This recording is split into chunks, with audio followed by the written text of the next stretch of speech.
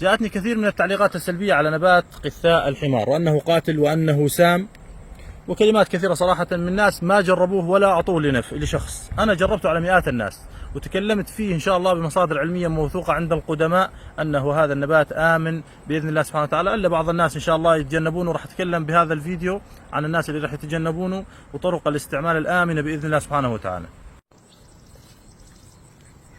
السلام عليكم ورحمة الله وبركاته.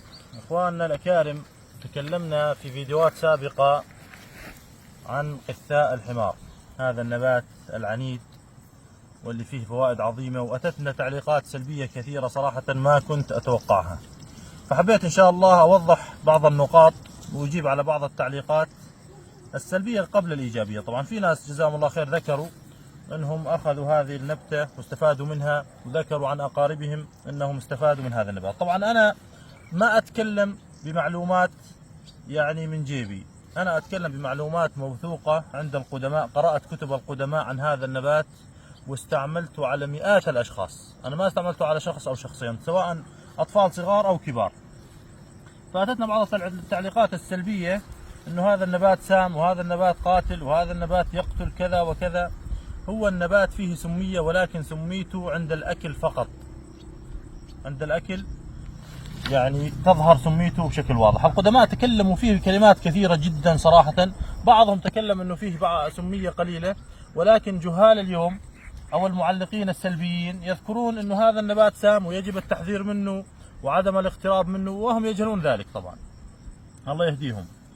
هذا الكلام أنا أتكلم أول شيء بمراجع قديمة موثوقة علمية قرأتها كلها إن شاء الله، والأمر الثاني بتجارب استعملتها على كثير من الناس اللي يأتون إلى المركز.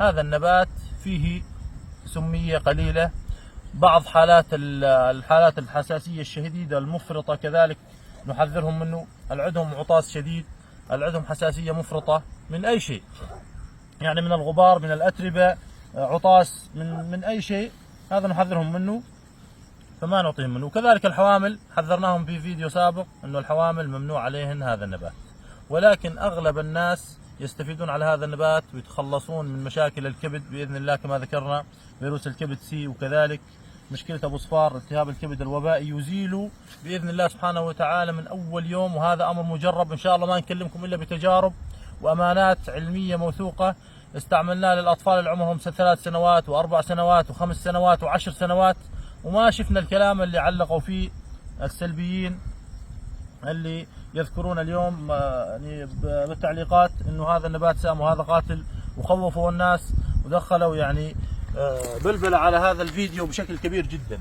النبات آمن بإذن الله سبحانه وتعالى، يمنع على الحوامل، يمنع على اللي عندهم حساسية مفرطة، كذلك بقية الناس كلهم يستفيدون منه.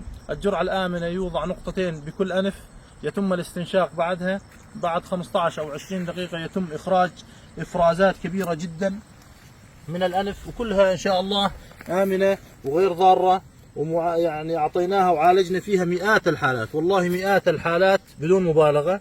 كتب الله لهم الخلاص من مشاكل الكبد كافة، وكتب الله لهم الخلاص من التهاب الكبد الوبائي من أول يوم، وأزال احتقان الأنف ورجع حاسة الشم بشكل طبيعي بإذن الله سبحانه وتعالى. وفوائد متعددة، يعني صراحة القدماء ذكروا فوائد والله يعجز الكلام عن وصفه. ذكروا أنه يزيل البهاق، وذكروا للحالات الصرع أنه يزيل الصرع. أنا ما جربته شخصيا، الصرع عندي خلطات إضافية، ولكن ذكروا أنه يزيل الصرع، يخفف من التهاب العصب الوركي، وكذلك التهاب الأعصاب الضمورية كاملة بإذن الله يخفف منها بشكل كبير جدا. وكذلك ذكروا أنه يزيل الدود من الأمعاء، وكذلك دود الإذن بإذن الله، يقتل دود الإذن ويخرجه، ويزيل الصمم وثقل السمع بإذن الله كذلك يزيله.